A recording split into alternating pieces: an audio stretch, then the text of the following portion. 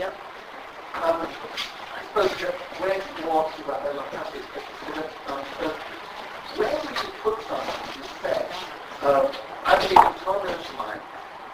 I believe that the Torah was given to Moshe by Hashem. But the Torah we have today is not exactly the same, and it was edited and there were bits that were transposed so that it is the oral Torah that we transferred weren't now to the century. So I believe in the Torah. I just feel that the biblical criticisms of the written Torah, a lot of them are accurate. Where does something like that fit in? I think that's a beautiful way of staying within the Masorah and different opinions in the Masorah and making it work with studies, with the world around, with the academic world. It seems like that type of a person is really trying to maintain the framework of orthodoxy. And so I think that there are many Mefarshim, and we mentioned even Ezra, but others that would very much support that. So I think that that's sort of the direction that the yeshiva and I think orthodoxy should encourage people to move in, to really, contend with biblical criticism and to look at it and to engage with it in a positive way, but then to go back to our sources and say, you know what, this is really supported by many of our sources, and that my engagement with the Western world, with the academic world, helps me understand these sources in a better way. It helps me understand Torah in a better way. So I think that sounds, I don't want to put the stamp on it and give them smicha right away, but it really sounds that person is struggling in a way very much consistent with the Masorah, with the way our Mefarshim, with the way our traditional authorities struggled with this, the way the Rambam did, even Ezra.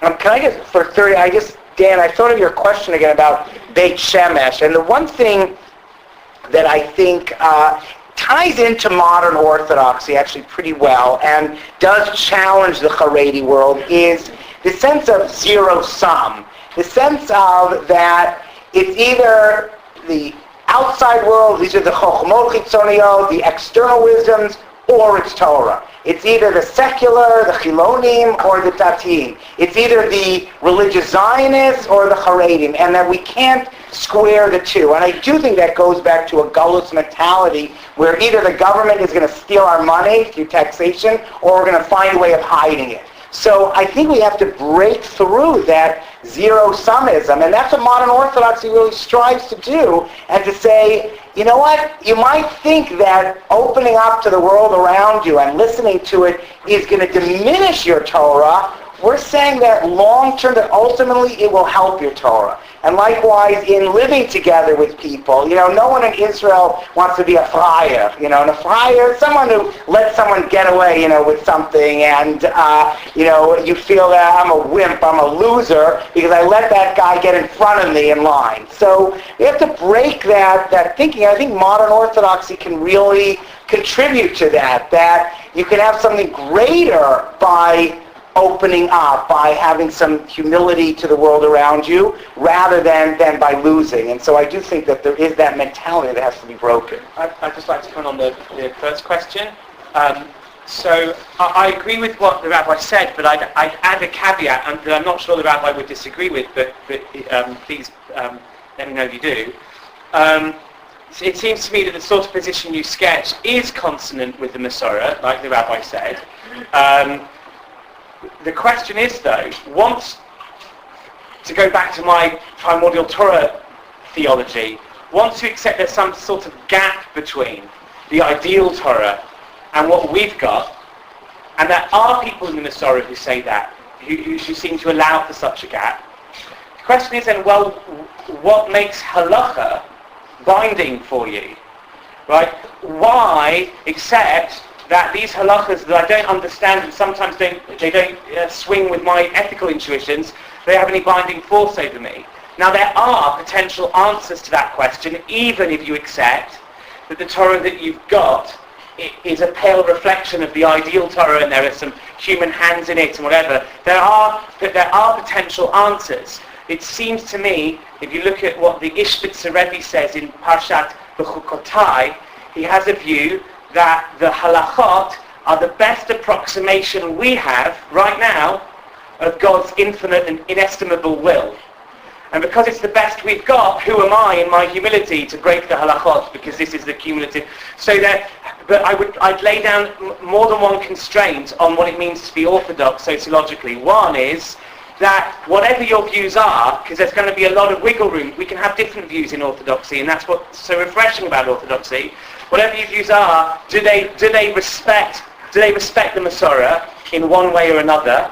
Are they an outgrowth, an organic sort of outgrowth of the Masorah? And the other is, do you have some rationale for accepting the authority of the halacha? Although we now need to ask, well, what is the halacha? It's a much bigger project, I recognise. Can I come back on that? Because it's actually part of the point I'm saying.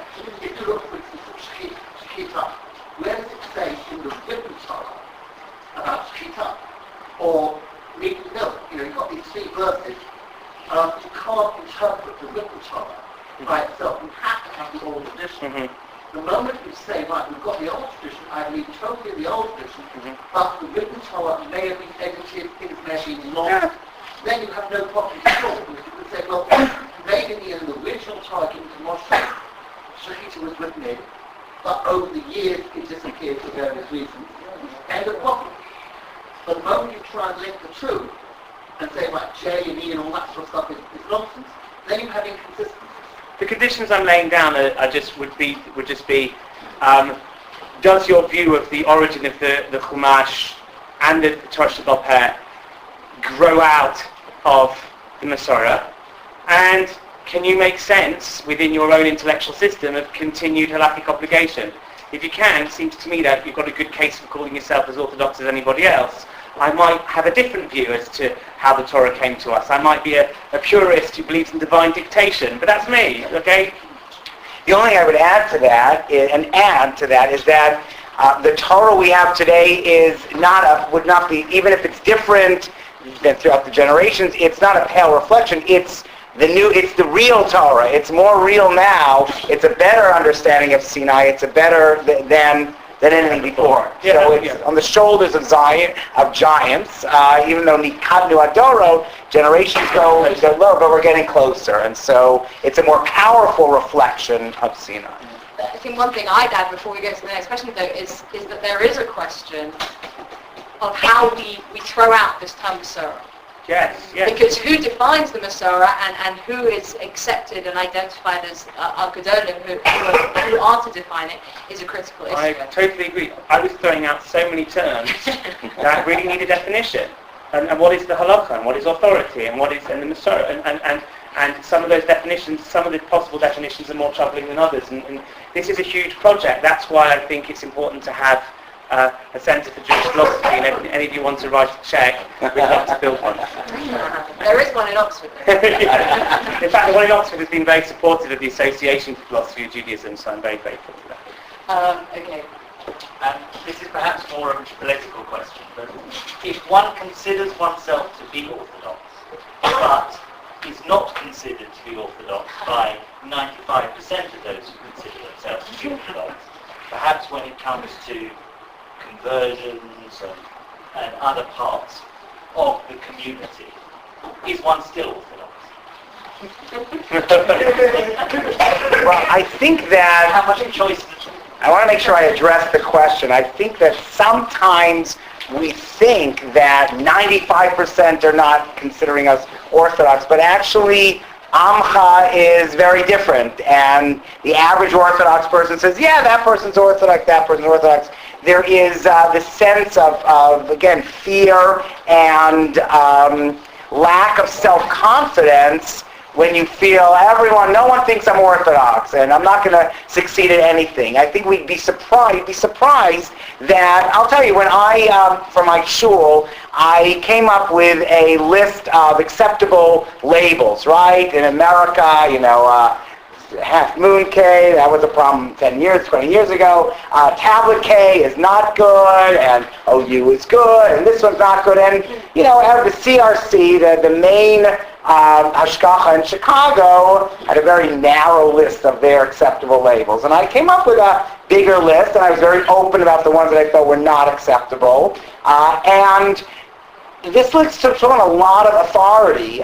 Many people copied it and put it on the refrigerator, not only in my community, but in many communities. And, it's Asher Lopatin's idea of which labels are good. I worked it over also with the CRC, and we had some disagreements. Sherry casks were on it. They were okay. All scotch was kosher, so good. So, but I think the point is that sometimes we feel so conscious and, they're not going to accept my conversion. They're not going to accept, I'm going to marry someone, they're not going to accept it. And you'd be surprised that people will accept it. Again, like if it has the Masorah, it has that ring that you're following halacha, you're committed to it, people see it and they say, that sort of makes sense. That they know when something is Orthodox when they see it. They know when it's Masorah when they see it. So I think that you're right, if it really would be the reality, but I think the reality is much more, the Jewish world is much more accepting when things are done sincerely and when they're done in a halachic and Orthodox way.